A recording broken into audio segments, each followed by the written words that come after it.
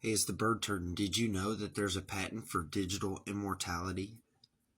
Digital immortality is the idea of preserving a person's consciousness or identity in a digital form after they die. This could be done by uploading a person's mind to a computer or network where it could potentially exist indefinitely. Some potential benefits of this are continuing to communicate. Digital immortality could allow people to continue communicating with others, learning and contributing. Digital immortality could allow people to continue learning and contributing to society, creating new legacies. Digital immortality could create new forms of legacy, whatever that means. However, digital immortality is still a largely theoretical concept, but it has a patent. Some issues that arise with digital immortality include: who owns a person's digital identity after they die? Do the companies that host the accounts own them, or do they belong to the person? Who should have access to a person's digital identity after they die, and what should happen to it? Now, there's companies that are already involved in this, and I'm going to put those companies up here on the screen. Here at Wikipedia, digital immortality or virtual immortality is the hypothetical yet increasingly realistic concept of storing or emulating a person's personality in digital substrate, i.e., a computer, robot, or cyberspace, mind uploading. The result might look like an avatar behaving, reacting, and thinking like a person on the basis of that person's digital archive. After the death of the individual, this avatar could remain static or continue to learn and self-improve autonomously, possibly becoming seed AI. A considerable portion of transhumanists and singularitarians place great hope in the belief that they will eventually become immortal by creating one or many non-biological functional copies of their brains, thereby leaving their biological shell. These copies may then live eternally, quote, in a version of digital heaven or paradise. Following the rapid advancement of artificial intelligence technology in the 21st century, technological scholars now believe the version of digital immortality to be imminent, raising not only new technical but also ethical and legal questions. Among these lines, it has been suggested that the emerging field of digital afterlife technology and its impact on human mortality and grief might prompt a new scientific discipline.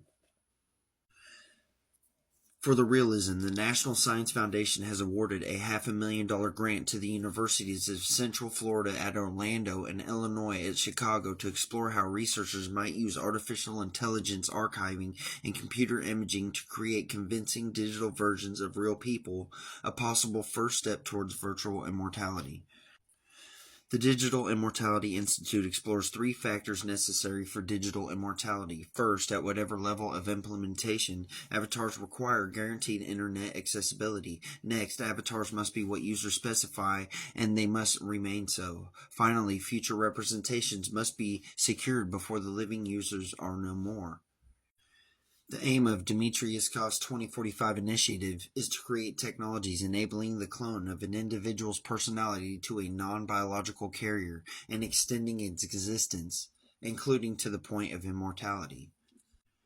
Method: reaching digital immortality as a two-step process, archiving and digitizing people, making the avatar live. Digital immortality has been argued to go beyond technical processes of digitization of people and encompass social aspects as well. For example, Joshua Hurtado has presented a four-step framework in which the digital immortalization of people could preserve the social bond between the living and the dead. These steps are data gathering, data collection, data activation, and data embodiment. Each of these steps is linked to a form of preserving the social bond, either through talk, embodied emotionally, expressing emotions through one's form of embodiment, or monumentalism, creating a monument, and in this case a digital form, to remember the dead. Archiving and digitizing people. According to Gordon Bell and Jim Gray from Microsoft Research, retaining every conversation that a person has ever heard is already realistic. It needs less than a terabyte of storage for adequate quality. The speech or text recognition technologies are one of the biggest challenges of the concept. A second possibility would be to archive and analyze social internet use to map the personality of people. By analyzing social internet use during 50 years, it would be possible to model a society's culture, a society's way of thinking, and a society's interest. Rothblatt envisions the creation of Mindfly's collection of data from all kinds of sources, including the photos we upload to Facebook, the discussions and opinions we share on forums or blogs, and other social media interactions that reflect our life experiences and our unique self. Richard Grandmorton summarized the concept of digital immortality by the following equation: semantic analysis plus social internet use plus artificial intelligence equals immortality. Pause and read what Suzanne Ash states. Oh god. Let's see if that's easier to read. Making the avatar alive. Defining the avatar to be alive allows it to communicate with the future in the sense that it continues to learn, evolve, and interact with people if they still exist. Technically, the operation exists to implement an artificial intelligence system to the avatar. This artificial intelligence system is then assumed to think and will react on the basis of the archive. Rothblatt proposes the term mindware for software that is being developed for the goal of generating conscious AI. Such software would read a person's mind file to generate a mind clone. Rothblatt also proposes a certain level of governmental approval for mindware, like an FDA certification, to ensure the resulting mind clones are well made. During the calibration process, the biological people are living at the same time as their artifact in silicon. The artifact is silicon and is calibrated to be as close as possible to the person in question. During this process, ongoing updates, synchronization, and interaction between the two minds would maintain the twin minds as one. The rapid advancement of artificial intelligence is ushering humanity into a realm where the boundary between the living and the deceased is becoming increasingly blurred. However, according to research from different social scientific disciplines, these advancements invoke a myriad of ethical and legal dilemmas, particularly concerning digital remains and post-mortem privacy. Specifically, it has been warned that the potential benefits of a so-called digital afterlife industry, helpful support for people who grieve a significant death, might be outweighed by numerous ethical and practical risks, including concerns about the privacy and autonomy of the deceased, as well as potential cases of misuse, example by designing unwanted post-mortem interactions. Further challenges regarding post-mortem simulations involve legal questions about the data rights of deceased individuals, many of which have not yet been answered conclusively, considering differences in national and international law. So that's the realism part. Here's the fiction part. In fiction, ooh, the story, blah, blah, blah. You guys can pause and read when I scroll down. But I'm going to show you the patent for this. So here's the patent: a system to achieve digital immortality. If you look to the right, you'll see it's French. You'll see it's a worldwide application. It was filed by Arizona Board of Regents on behalf of the University of Arizona. The publication was 2021. Now go ahead and pause and read this abstract. I'm running out of time. We'll go down to the classifications. Look at that. All right. And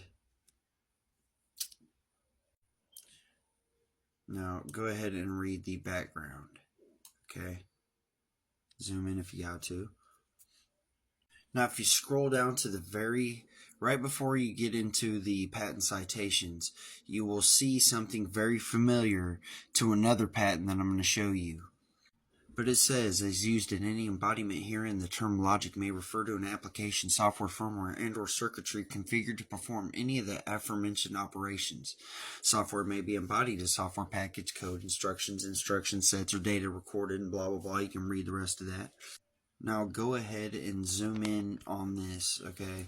So it's talking about the circuitry, okay? Logic, firmware, circuit chip, integrated circuit chip, talking about the firmware, software, system on a chip. Now right here, read all this. Just read it, okay?